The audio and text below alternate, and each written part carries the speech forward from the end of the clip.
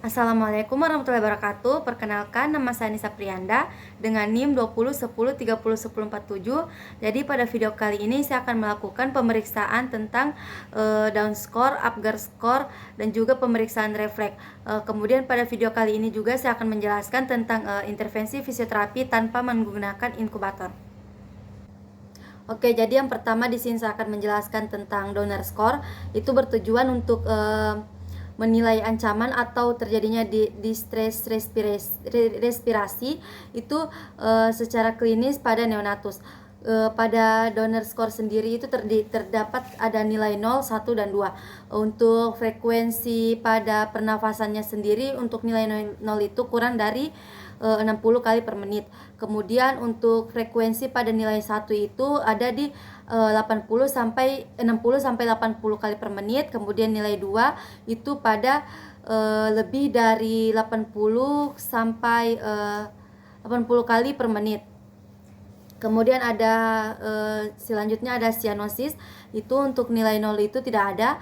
Kemudian untuk 1 dengan udara kamar, nilai 2-nya itu dengan O2 40%.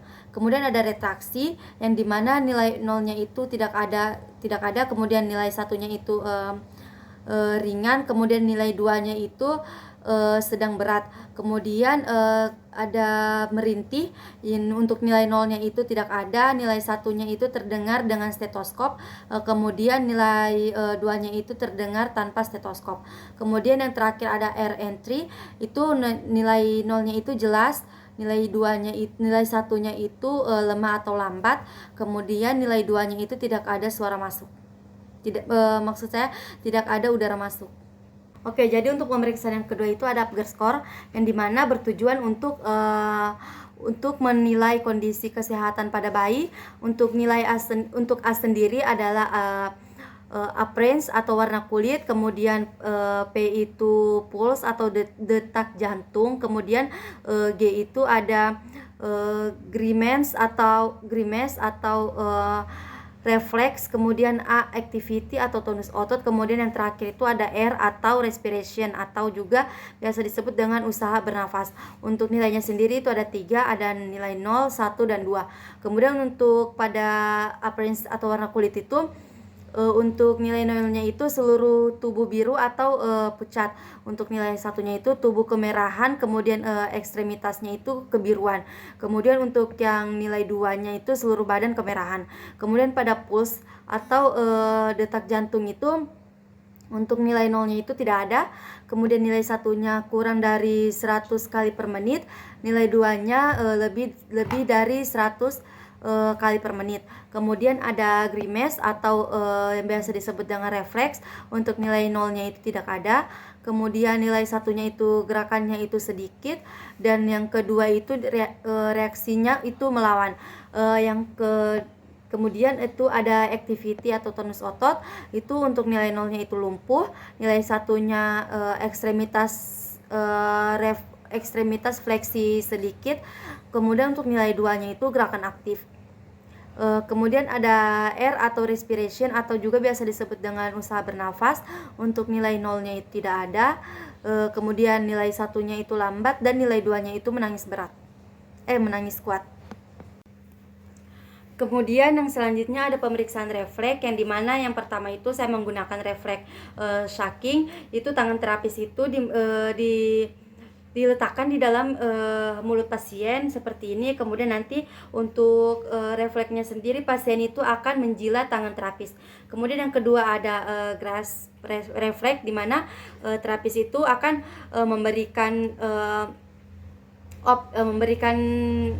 memberikan benda kepada pasien. Nanti pasien refleksnya itu akan menggenggam benda tersebut seperti ini.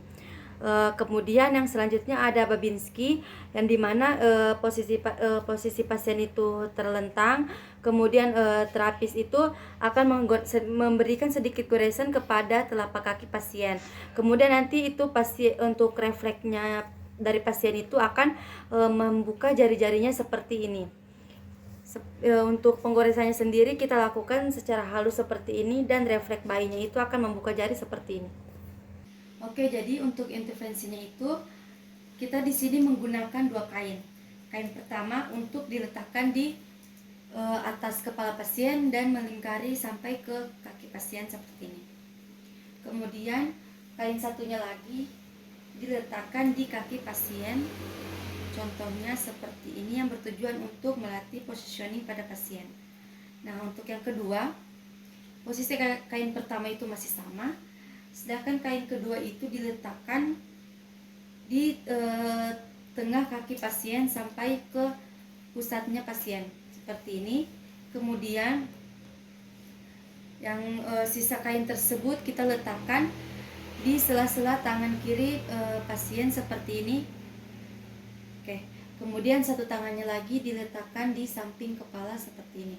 Kemudian pasien diarahkan untuk miring ke sebelah kanan seperti ini.